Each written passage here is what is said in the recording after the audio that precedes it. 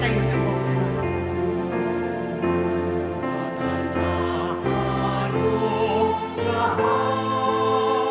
Si Jesu Cristo'y nabuhay, nanalig sa kamatayan.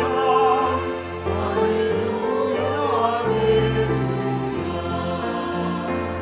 Panginoon ang naiyak sa inuos niyang bayan.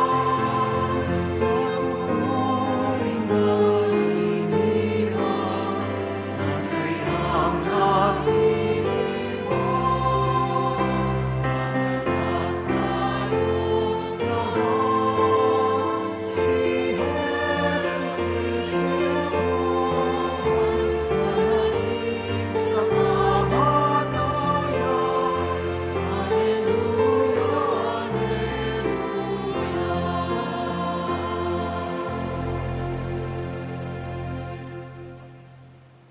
May mga pusong puno ng pagpapasalamat at galak dahil sa Diyos na mapagmahal. Simulan natin ang ating pagdiriwang sa ngalan ng Ama at ng Anak at ng Espiritu Santo. Amen. Ang pagpapala ng ating Panginoong Hesukristo, ang pag-ibig ng Diyos Ama at ang pakikipagkaisa ng Espiritu Santo naway sumainyong lahat. At sumaiyo rin.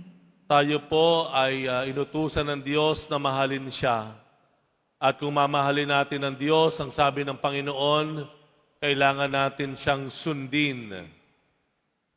Mga kapatid, sa mga pagkakataon po na hindi natin minahal ang Diyos ng higit sa lahat, Panginoon, kaawaan mo kami. Panginoon, kaawaan mo kami.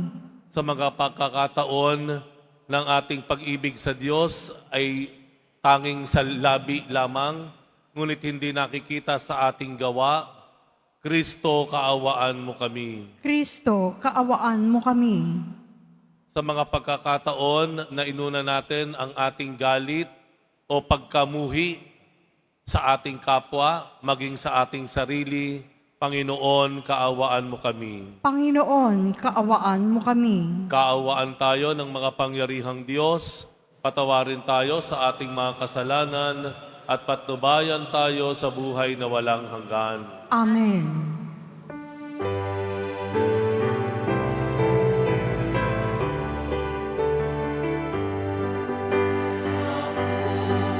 sa Diyos, papuri sa Diyos, papuri sa Diyos ang naitasan. At sa luma'y kapayapaan, at sa luma'y kapayapaan sa mga taong kinalulugdan niya. Pinupuri ka namin, inarangal ka namin.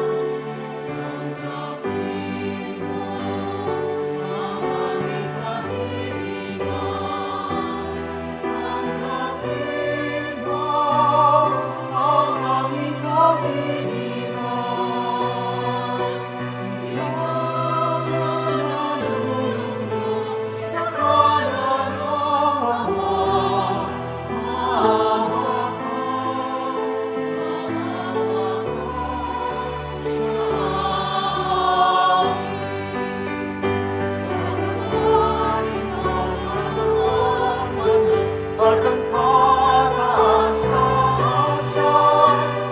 Ipagkakamang Espiritu ang Panginoon. Kasama ng Espiritu Santo sa kadakilaan ng Diyos Ama. Ng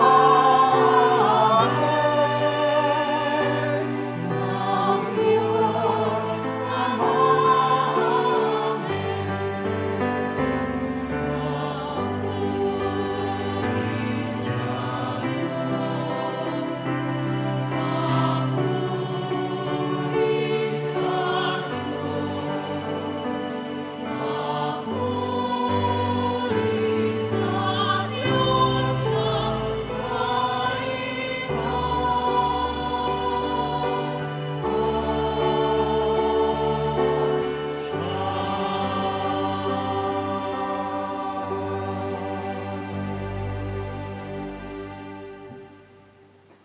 Manalangin tayo.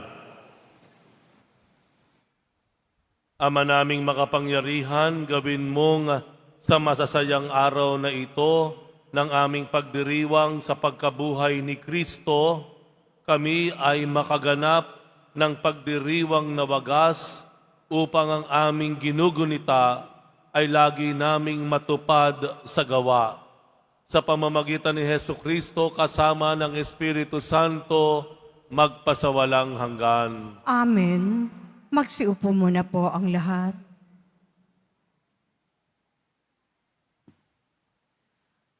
Pagbasa mula sa gawa ng mga apostol.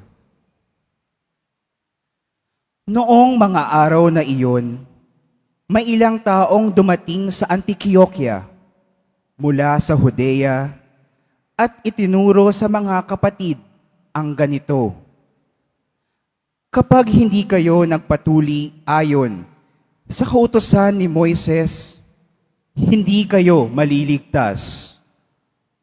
Tinutulan ito ni na Pablo at Bernabe at naging mainitan ang kanilang pagtatalo tungkol dito. Kaya't napagkaisahang papuntahin sa Jerusalem sina Pablo at Bernabe at ang ilang pang kapatid sa Antioquia upang makipagkita sa mga apostol at sa mga matatanda tungkol sa suliraning ito.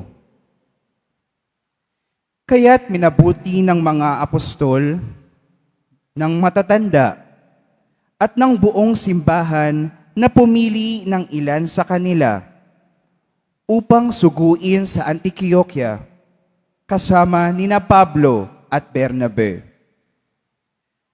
At sinugo nila ang mga pangunahin ng mga kapatid, si Judas na tinatawag na Barsabas at si Silas. Ipinadala nila ang sulat na ganito ang nilalaman: kaming mga apostol at matatanda ay bumabati sa mga kapatid na hentil sa Antioquia, sa Syria at Cilicia. Nabalitaan naming ginugulo kayo ng ilang kasamahang galing dini, bagamat hindi namin sila inutusan. Di umano'y binabagabag kayo sa pamamagitan ng kanilang sinasabi. Kaya't napagkaisahan naming magpadala sa inyo ng mga sugo. Kasama sila ng ating minamahal na Bernabe at Pablo, na di nag-atubiling itaya ang kanilang buhay sa paglilingkod sa ating Panginoong Hesukristo. Sinusugo nga namin sa inyo sina Judas at Silas upang ipaliwanag sa inyo ang nasasaad sa sulat na ito. Sa udyok ng Espiritu Santo, ang naging pasya namin ay huwag na kayong atangan ng iba pang pasanin maliban sa bagay na talagang kailangan. Huwag kayong kakain ng anumang inihandog sa mga Diyos-Diyosan ng dugo at ng hayop na binigti. Huwag kayong makikiapid. Layuan ninyo ang mga bagay na ito at mapapabuti kayo. Paalam. Ang salita ng Diyos. Salamat sa Diyos. Naway magpuri sa iyo ang lahat ng mga tao. Naway magpuri sa iyo ang lahat ng mga tao. O Diyos, pagpalain kami't habagan, kami, Panginooy, iyong kaawaan, upang sa daigdig mabatid ng lahat ang iyong kalooban at ang pagliligtas. Naway magpuri sa iyo ang lahat ng mga tao. Naway purihin ka ng mga nilikha, pagkat matuwid kang humatol sa madla. Ikaw ang patnubay ng lahat ng bansa. Naway magpuri sa iyo ang lahat ng mga tao. Purihin ka nawa ng lahat ng tao. Purihin ka nila sa lahat ng dako. Ang lahat sa ami iyong pinagpala. Naway igalang ka ng lahat ng bansa. Naway magpuri sa iyo ang lahat ng mga tao.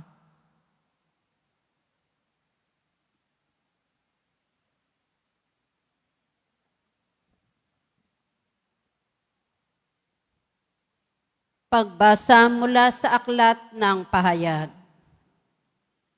Nilukuban ako ng Espiritu at inihatid ako ng anghel sa ibabaw ng isang napakataas na bundok.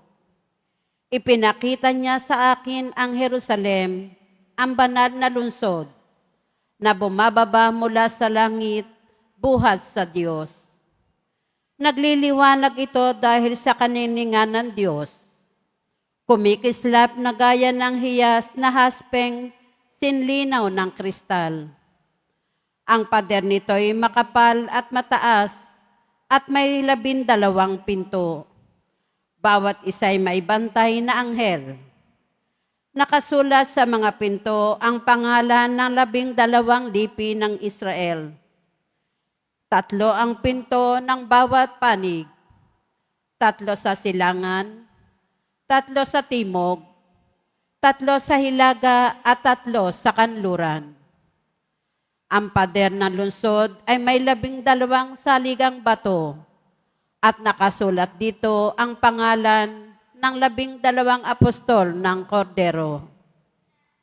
Napansin ko na walang templo sa lungsod sapagkat ang Panginoon Diyos na makapangyarihan sa lahat at ang Kordero ang pinakatemplo roon. Hindi na kailangan ng araw o ang buwan upang liwanagan ang lungsod, pagkat ang kaninginingan ng Diyos ang nagbibigay liwanag doon, at ang Kordero ang siyang ilawan. Ang salita ng Diyos. Salamat sa Diyos. Magsitayo na po ang lahat.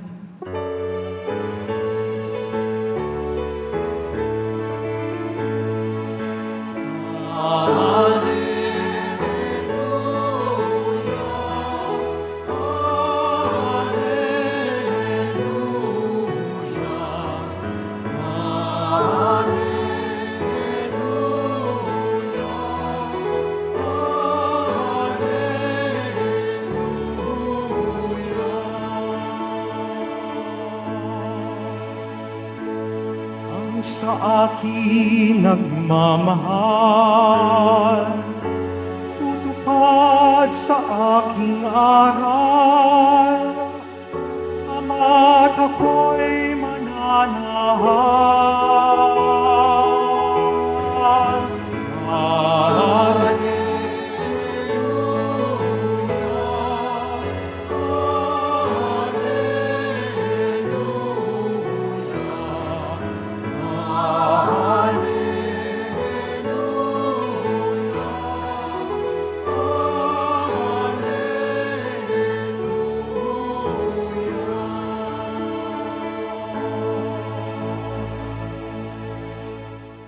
Sumainyo ang Panginoon. At sumaiyo rin. Ang mabuting balita ng Panginoon ayon kay San Juan. Papuri sa iyo, Panginoon. Nung panahong iyon, sinabi ni Jesus sa kanyang mga alagad, "Ang umiibig sa akin ay tutupad ng aking salita. Iibigin siya ng aking Ama, at kami sa kanya at mananahan sa kanya. Ang hindi umiibig sa akin ay hindi tumutupad sa aking mga salita. Hindi akin ang salitang narinig ninyo, kundi sa Amang nagsugo sa akin. Sinabi ko sa inyo ang mga bagay na ito, samantalang kasama pa ninyo ako. Ngunit ang patnubay, ang Espiritu Santo na susuguin ng Ama sa pangalan ko, ang siyang magtuturo sa inyo ng lahat ng bagay at magpapaalala ng lahat ng sinabi ko sa inyo. Kapayapaan ang iniiwan ko sa inyo. Ang aking kapayapaan ang ibinibigay ko sa inyo. Hindi ito katulad ng ibinibigay ng sanlibutan. Huwag kayong mabalisa. Huwag kayong matakot. Sinabi ko na sa inyo, ako'y aalis. Ngunit, babalik ako. Kung iniibig ninyo ako, ikagagalak ninyo ang pagpunta ko sa Ama, sapagkat dakila ang Ama kaysa akin. Sinasabi ko na ito sa inyo bago pa mangyari, upang kung mangyari na, kayo'y manalig sa akin." Ang mabuting balita ng Panginoon. Pinupuri ka namin, Panginoong Hesukristo. Magsiupo muna po ang lahat.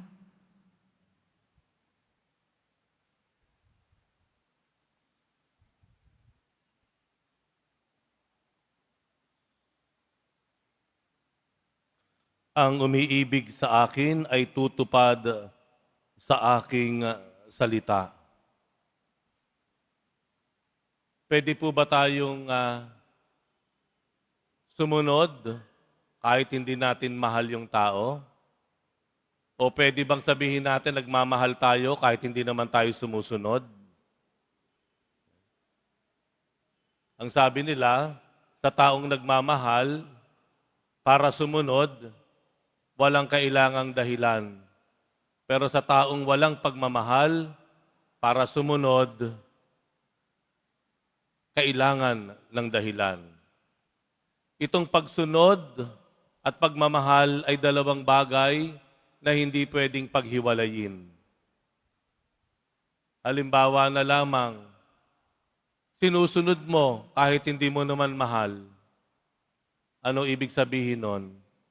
Ito ay ikaw ay tumutupad lang sa tungkulin o sa obligasyon mo. Halimbawa, mga ordinansa sa barangay, traffic rules. Hindi mo naman kailangan mahalin kung sino yung gumagawa ng traffic rules na yan, pero kailangan mong sundin dahil yun ay tungkulin mo, obligasyon mo yon. Tama po? Pero pwede rin naman na ikaw ay nagmamahal pero hindi ka naman sumusunod. Ano tawag doon? Puro ka pagmamahal, wala namang pagsunod. Ang tawag doon, drawing. Drawing lang yun eh. Kailangan, kung mahal mo, kailangan mong sundin. At susundin mo dahil mahal mo. Tama po? Ang tanong, meron bang mga pagkakataon na dapat nating o hindi natin dapat sundin ang ating minamahal? Ulitin ko po, may mga pagkakataon o pangyayari po ba na hindi natin kailangang sundin ang ating minamahal? Opo, ang sabi ng ilan sa inyo, hayaan yung bigyan ko kayo ng 3 dahilan na pwede nating hindi sundin ang minamahal natin. Una, kung ang pinapagawa sa atin ay sadyang masama, inherently evil. Halimbawa, inutusan ka ng tatay mo, anak, iganti mo yung kapatid mo. Balikan mo yung nang-argabyado sa kapatid mo. Masama iyon, hindi po ba? O kaya yung isang asawa, honey, kung kailangan mo magnakaw, magnakaw ka para mailabas natin sa ospital ang anak mo. Itong mga utos na ito ay talaga namang inherently evil, sadyang masama, na kahit sino pa, kahit minamahal mo, hindi mo kailangang sundin at hindi ka nagkakasala sa Diyos. Bakit? Dahil una sa lahat, sadyang masama ang ipinapagawa sa iyo. Maliwanag po? Ikalawang dahilan na pwede tayong hindi sumunod sa minamahal natin, na hindi tayo nagkakasala o hindi nagiging masama sa paningin ng Diyos, kapag ang pinapagawa po sa atin ay laban sa ating konsensya. Laban sa ating konsensya. Ang tamang konsensya o Christian conscience, ito po ang nagsasabi sa atin kung ano ang mali at kung ano yung tama. Kapag ang pinapagawa sa atin ng isang taong kahit gaano pa natin kamahal ay laban sa ating konsensya, wala kang tungkulin at hindi mo obligasyon na sundin iyon. Halimbawa, mahal na mahal mo yung boyfriend mo. Nung nabuntis ka, ang sabi sa'yo ng boyfriend mo, ipalaglag mo yan. Para sa iyo, mali iyon. Pinalaki ka na may paniniwala sa Diyos, pinalaki ka na nakikinig sa utos ng Diyos at alam mo, ito ay isang uri ng pagpatay ng inosenteng buhay. Kahit gaano mo kamahal ang boyfriend mo, hindi mo kailangang sundin ang kanyang request na i-abort o ipalaglag ang batang nasa sinapupunan mo. Isang halimbawa na kahit mahal mo, hindi mo kailangang sundin kapag ito ay laban sa iyong tama at makakristyanong konsensya. Ang ikatlo at huli na dahilan na pwede mong wag sundin ang minamahal mo kapag ang pinapagawa sa iyo ay mas malaki ang pwedeng maging pagkasira o pananakit kaysa sa mas maliit na pananakit. Ibig sabihin po sa Ingles, you are doing the greater evil than the lesser evil. Between the two, na dalawang masama, pipiliin na natin yung mas maliit na masama kaysa dun sa malaking masama. Halimbawa na lamang po, may nag-aaway. Sinabi ng may kaaway ang tatay mo, at nandoon kayo sa labasan. Sabi ng tatay mo, anak, kunin mo yung baril ko sa taas na makita nitong mga ito kung sino tayo. Ikaw yung anak, inutusan ka ng tatay mo, kukunin mo ba yung baril at ibibigay mo sa tatay mo? Alam mo kung ano mangyayari pag ito ay binigay mo sa tatay mo. Oo, hindi mo siya susundin, labag yan sa utos ng Diyos na sundin ng mga magulang. Pero kung susundin mo naman siya, mas malaki ang magiging pananakit o kasamaan na mangyayari at susunod. You will rather choose the lesser evil than the greater evil. Hindi ka susunod dahil ang pagsunod mo nangangahulugan ng mas malaking pananakit o kasamaan. Sa makatuwid, ang pagsunod po ay hindi kailangan na mangyari lagi dahil sa utos ng iyong minamahal. Titignan po natin ng maigi, susuriin. 3 sapat na dahilan. Ito ay sadya na masama, intrinsically evil. Pangalawa, ito ay laban sa iyong makakristyanong konsensya. Pangatlo, kung ito ay lilikha ng mas malaking kasamaan o pananakit. Sa makatubid, paano ang pwede nating gawin para malaman natin kung ano lagi ang dapat nating sundin o kung kailan tayo susunod at kung kailan tayo hindi susunod? Ang number 1 po na dapat nating gawin, magmahal tayo. Ang pagmamahal, walang panahon. Ang pag-ibig, walang panahon. Summer, winter, o ito man ay tag-ulan, lagi kang magmamahal. Yaan po, walang kondisyon. Lagi ka talagang magmamahal. At ang number one na dapat nating minamahal ay walang iba kundi ang Diyos. Kapag nagawa nating mahalin ang Diyos, number one, sa buhay natin, magagawa natin ang imposible. Matitiis natin na huwag sumunod sa mga taong minamahal natin dahil alam natin at maliwanag sa atin, ang number one love ng buhay natin ay walang iba kundi ang ating Diyos. Mayroon akong dalawang kaibigan sa magkahiwalay na pangyayari o magkahiwalay na lugar. Pareho silang kumikita ng malaki. Hindi ko nasasabihin kung gaano kalaki, pero napakalaki po. Napakalaki ng kinikita nila ng kanilang buwan ng sahod sa kanilang kumpanya na hindi ko rin sasabihin kung anong kumpanya. Pero ang problema po, doon sa kumpanya nila, inuutusan silang mandaya. Inuutusan silang ibahin to alter the documents. Inuutusan sila na pumupit o magnakaw. Malaki nga ang kita, pero ito naman ang kapalit noon. Pero itong dalawa kong kaibigan, kilala ko sila. Kilala ko sila na talagang sadyang nagmamahal sa Diyos. Kilala ko sila na nagsusumikap maging tapat sa Diyos. Ang sumunod na pangyayari sa kwento nila ay naging sanhi ng aking paghanga. Dahil yung dalawa kong kaibigan na ito, sa magkaibang panahon, sa magkaibang lugar, pinili na umalis, mag-resign sa isang napakalaking sweldong trabaho dahil lamang sa kanilang pagmamahal sa Diyos na ayaw nilang saktan ng Diyos, ayaw nilang salungatin ng kalooban ng Diyos. Pinili nila ang mas mahirap na choice. They chose the harder one dahil malinaw sa kanila na sila ay nagmamahal. At ang minamahal nila sa unang-una ay walang iba kung hindi ang ating Diyos. Tanungin natin ang ating sarili, sino ba talaga ang number one sa atin? Oo, aminin natin, nagmamahal tayo lahat. Pero hindi sapat yun. Kailangan malaman natin kung sino yung unang minamahal, kung sino yung ikalawa, kung sino yung ikatlo. Ang ating dasal ngayon sa Panginoon, sa banal na misang ito, Lord, turuan mo po ako na ikaw ang mahalin higit sa lahat. Magsitayo na po ang lahat.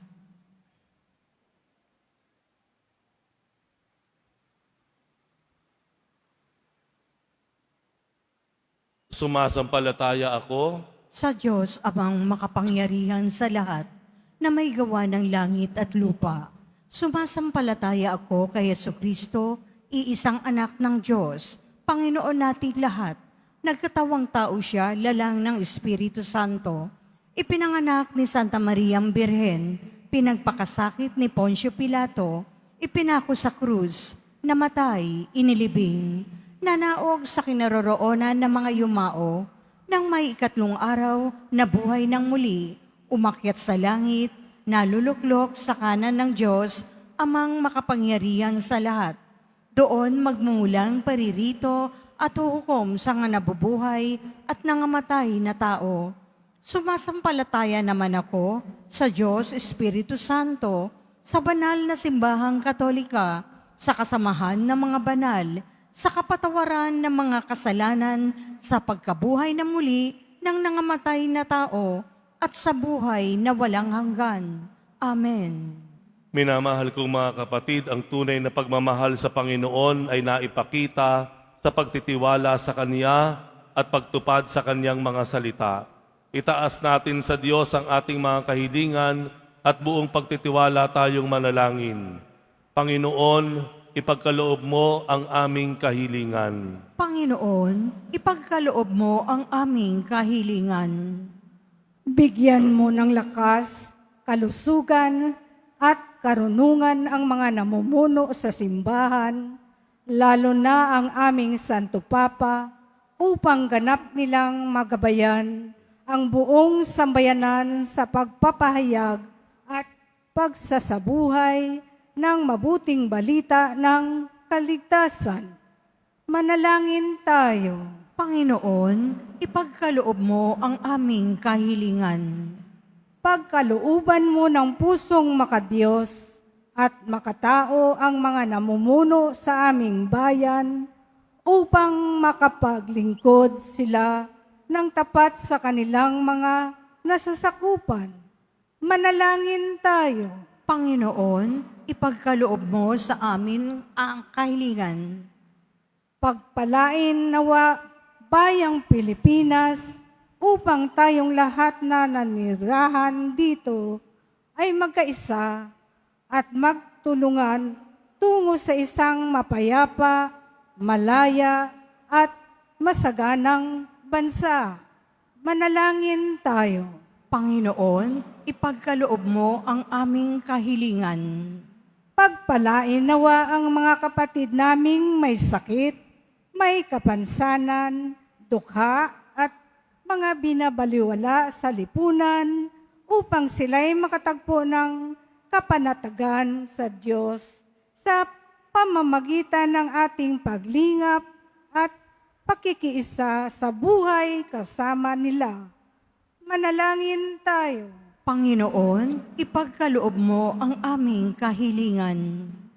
Pagkalooban nawa ng kapahingahan at kagalakang walang hanggan ang mga kapatid nating pumanaw. Manalangin tayo. Panginoon, ipagkaloob mo ang aming kahilingan. Ama naming mapagmahal, ipagkaloob mo ang mga kahilingan ng iyong mga anak.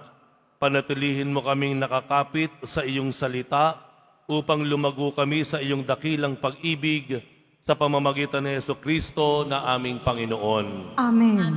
Magsiupo muna po ang lahat.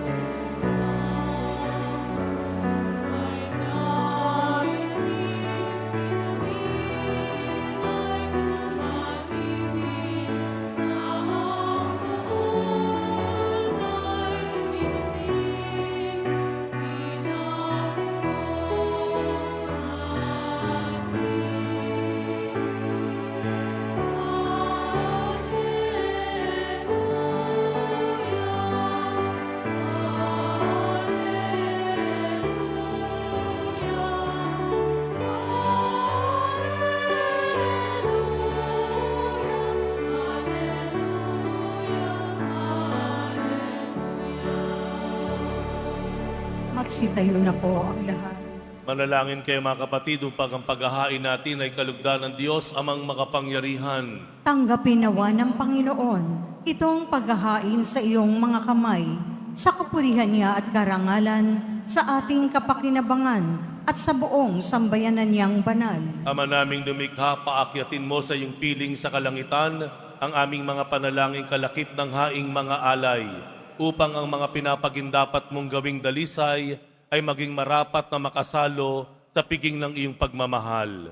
Sa pamamagitan ni Jesucristo kasama ng Espiritu Santo, magpasawalang hanggan. Amen. Sumainyo ang Panginoon. At sumaiyo rin. Itaas sa Diyos ang inyong puso at diwa. Itinaas na namin sa Panginoon. Pasalamatan natin ang Panginoong ating Diyos. Marapat na siya ay pasalamatan. Ama naming makapangyarihan, tunay ngang marapat na ikaw ay aming pasalamatan ngayong ipinagdiriwang ang paghahain ng Mesiyas, ang maamong tupa na tumubos sa aming lahat.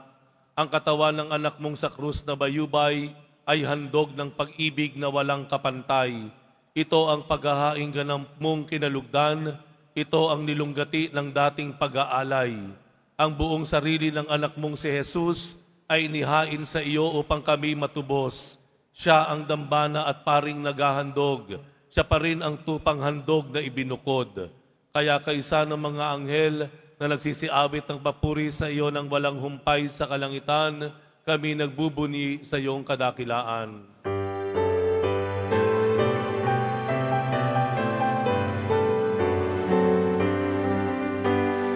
Santo, Santo, Santo, ang inyong Diyos ng mga hukbo. Napupuno ang langit at lupa ng kadakilaan mo. Hosana, Hosana, Hosana, Hosana, Hosana. Sa kaitaasan,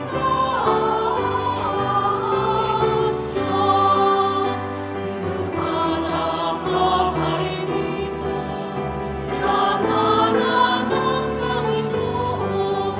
Hosana, Hosana, Hosana, Hosana, Hosana, sa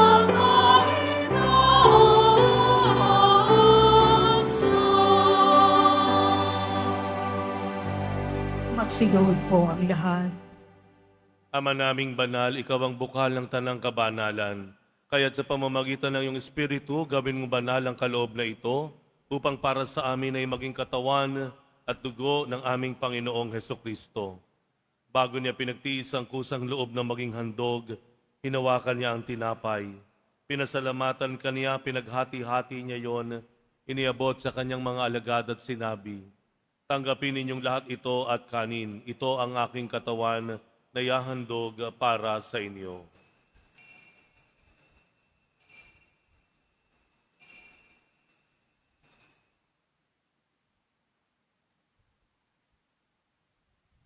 Gayon din naman nung matapos ang hapunan, hinawakan niya ang kalis, muli kaniyang pinasalamatan. Iniabot niya ang kalis sa kanyang mga alagad at sinabi, tanggapin ninyong lahat ito at inumin, ito ang kalis ng aking dugo, ng bago at walang hanggang tipan. Ang aking dugo na ibubuhos para sa inyo at para sa lahat, sa ikapagpapatawad ng mga kasalanan. Gawin ninyo ito sa pag-alala sa akin.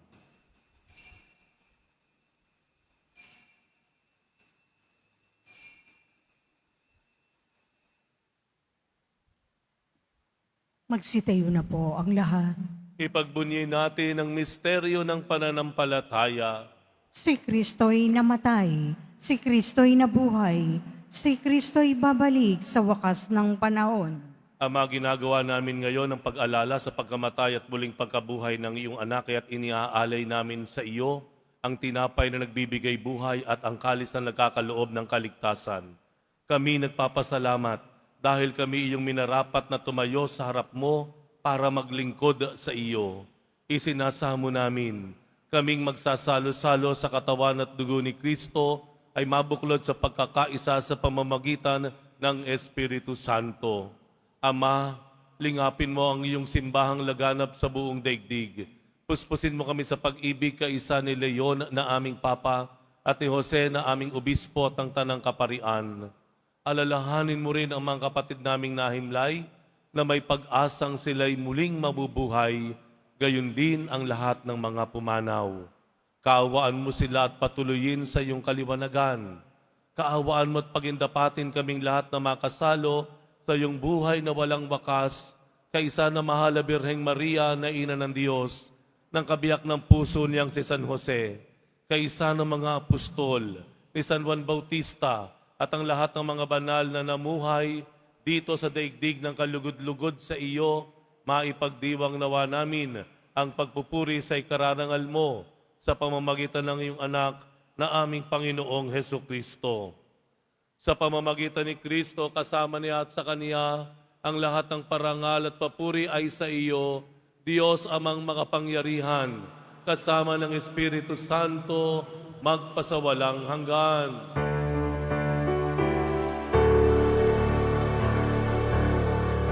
Amen. Amen.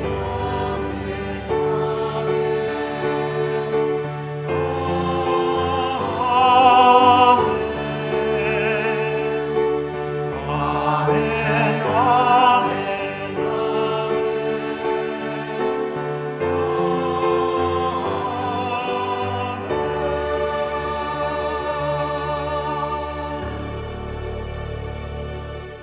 Idalangin po natin na hindi lang tayo maging masunuring mga anak ng Diyos, kundi tayo rin po ay maging magalang at nagmamalasakit na kapatid sa ating kapwa. Ama namin, sumasalangit ka, sambahid ang ngalan mo, mapasa amin ang kaharian mo, sundin ang loob mo, dito sa lupa para nang sa langit. Bigyan mo kami ngayon ng aming kakanin sa araw-araw at patawarin mo kami sa aming mga sala para ng pagpapatawad namin sa nagkakasala sa amin.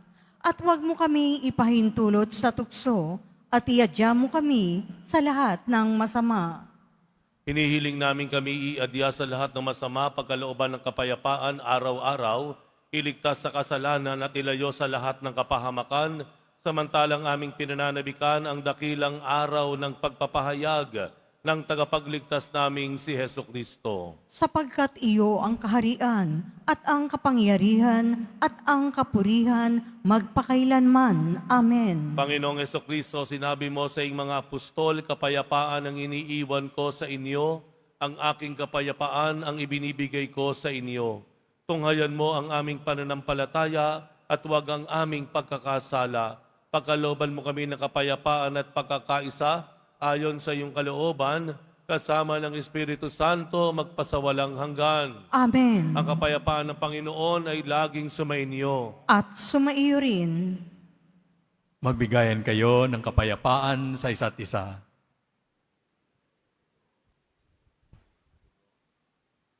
Kordero ng Diyos, na nag-aalis ng mga kasalanan ng sanlibutan, maawa ka sa amin. Kordero ng Diyos, na nag-aalis ng mga kasalanan ng sanlibutan, maawa ka sa amin. Kordero ng Diyos, na nag-aalis ng mga kasalanan ng sanlibutan, ipagkaloob mo sa amin ang kapayapaan. Magsiluhod po ang lahat.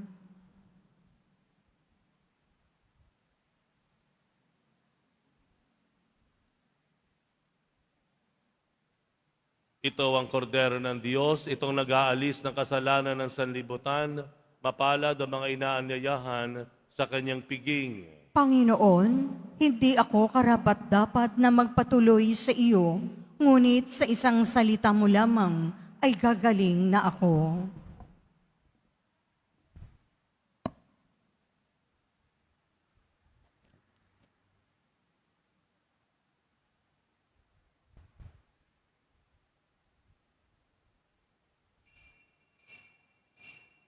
Para po sa lahat ng tatanggap ng banal na komunyon, sasagot po tayo ng amen.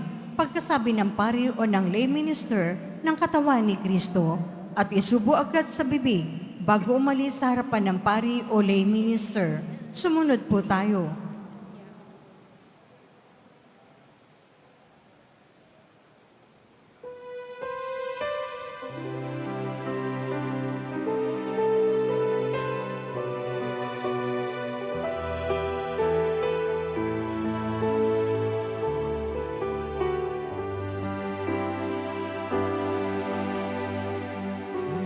Kailan ka man di mawawalay, pag-ibig ko sa iyo, tapat at tunay.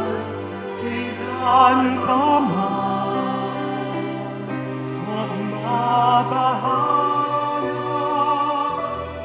pagkat kapiling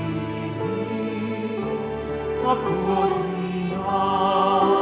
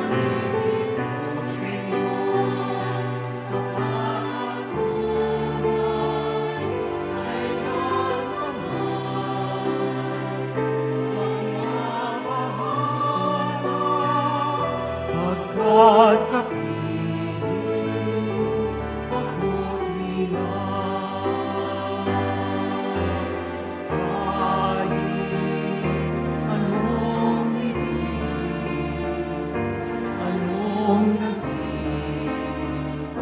ang tatahakin, kayo'y alagaan, gagabayan,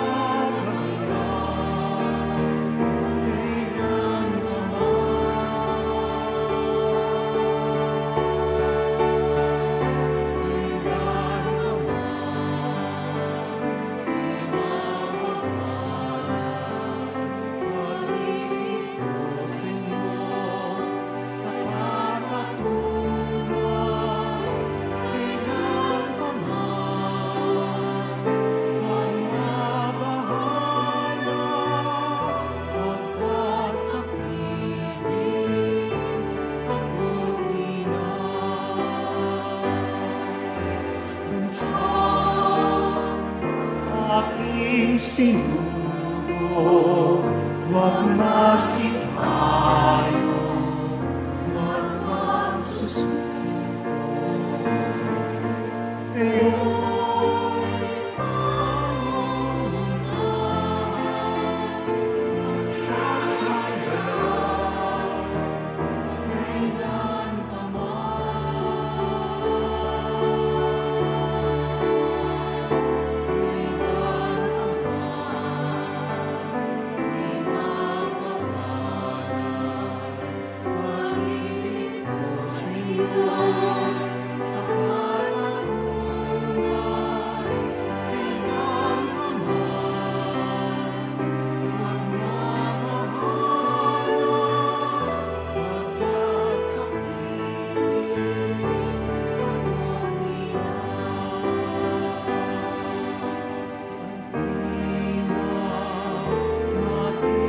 sa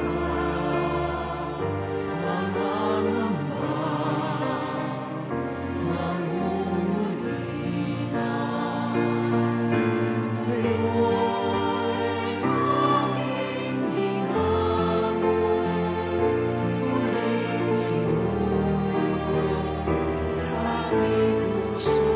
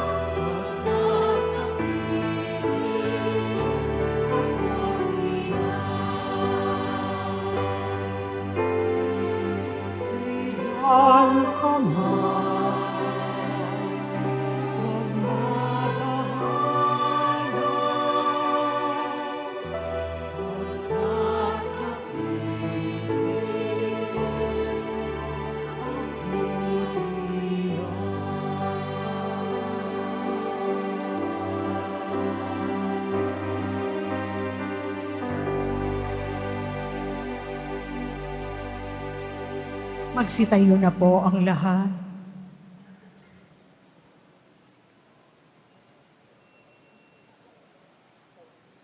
Manalangin tayo. Ama naming mapagmahal, kaming pinapagsalo mo sa pagkabuhay ng iyong anak, ay papakinabangin mong lagi sa kanyang lakas bilang bungang masagana ng dulot mong pagliligtas. Sa pamamagitan niya kasama ng Espiritu Santo, magpasawalang hanggan. Amen. Sumainyo ang Panginoon. At sumaiyo rin. Mahal na poong Jesus Nazareno, inihayag mo sa pamamagitan ng krus ang walang maliw na pag-ibig ng Diyos sa sangkatauhan. Pakinggan mo ang kahilingan, lalo na para sa mga nangangailangan ng iyong tulong at awa. Makamtanawa namin ang iyong kasagutan na may utang na loob na tinatanaw. Basbasan din po ninyo itong mga imahen at dasalan upang lalo kaming manalangin at magtiwala. Sa pamamagitan ng bendisyon na ito, naway lalo kaming maging mapaglingkod, masunurin at tapat sa iyo na aming maluwalhating Panginoon, magpasawalang hanggan. Amen. At pagpalain kayong lahat ng makapangyarihang Diyos, Ama at Anak at Espiritu Santo. Amen. Umayo kayong taglay ang kapayapaan ng Pong Jesus Nazareno. Salamat sa Diyos.